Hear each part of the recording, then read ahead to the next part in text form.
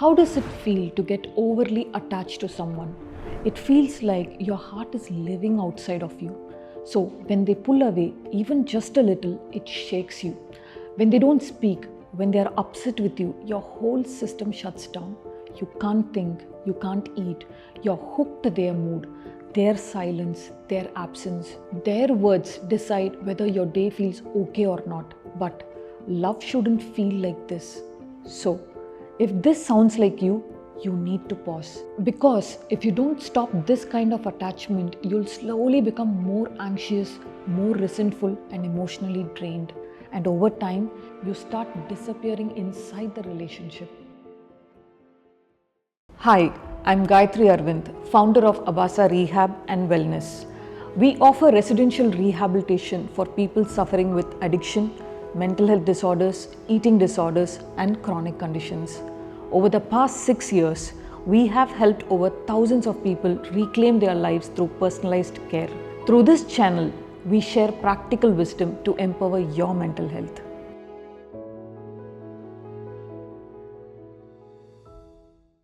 Let me clear something first. I'm not saying emotional attachment is wrong. I'm not saying you need to detach from people you love. No. Emotional attachment is one of the most human things we do. We are social by nature, and emotional attachment is the thing that helped us build tribes, families, and communities. Now, in an ideal world, this attachment would grow with us. You'd be able to say, I love you, I care for you, I feel for you, but I still know who I am. That's healthy attachment. But unfortunately, life is not always ideal. Maybe you grew up in a home where love was unpredictable, sometimes warm, sometimes withdrawn. Maybe you had to earn love by being good, by staying quiet, by doing what was expected. Maybe love came with silence and conditions or guilt. And slowly, without even realizing it, your brain began to link love with anxiety, with proving, with waiting, with fear of loss, or with walking on eggshells just to feel safe. Now, as adults, we carry those same emotional blueprints into our relationships. If you grew up without steady love, if it was inconsistent, had to be earned, or came with guilt, your nervous system learned that's how love looks like. Your brain began to link love with anxiety, with overthinking, with fear of being left. And even if years pass, that became a pattern. So, when someone new walks into your life, someone who gives you the care and attention or presence you never had, your system gets excited. You feel safe, seen, and heard, and without realizing it, your brain starts to expect, maybe this person will give me what I never got. Subconsciously, your past wounds turn into your present expectations. The expectations could be love, reassurance, safety, or emotional proof that you're finally enough.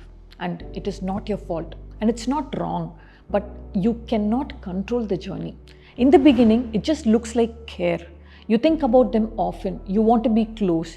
You feel a deep need to stay connected. Your system is starting to depend on them to feel okay. That's where overattachment begins. When your emotional safety starts depending on another person's presence, tone, or attention, it quietly shifts from connection to survival. Slowly, you feel like their existence dictates how you live. Like you feel anxious when they are away. You feel guilty for doing something for yourself. You can't say no to them. You feel jealous or afraid of being replaced. You rely on their approval to feel okay. You forget who you were before you met them. At this point, it's no longer emotional attachment. It's emotional dependence. It's like leaning so hard on someone that if they step away, even for a moment, you collapse. And this kind of dependence grows quietly. You start shrinking yourself just to keep the connection alive. You give more than you have. You silence your needs just to avoid tension. And slowly, you disappear inside the relationship. You stop recognizing your own voice. You forget what made you feel alive. Your sense of identity blurs. That's a result of overattachment. So, how do you stop being overly attached? The first step is to realize this wisdom. Overattachment comes from subconscious expectations, and those expectations stems from your pattern. You are not at fault here. You are not weak. It's a pattern built with and without your involvement. And the moment you become aware of it, your brain begins to shift.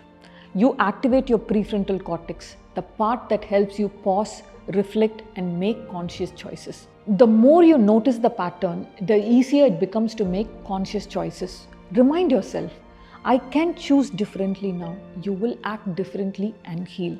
Now, if the dependency has gone out of hand and you feel that awareness alone isn't helping, and if you still find yourself stuck in the same loop, please know this. It doesn't mean you have failed. It just means the pattern is deeply wired into your nervous system, and that's okay. The good news is it can be rewired. Yes, it will take time and help. Therapy, inner child work, nervous system healing, support. There are plenty of tools to help you overcome this and find your way back to yourself, back to a place where you can love without losing you.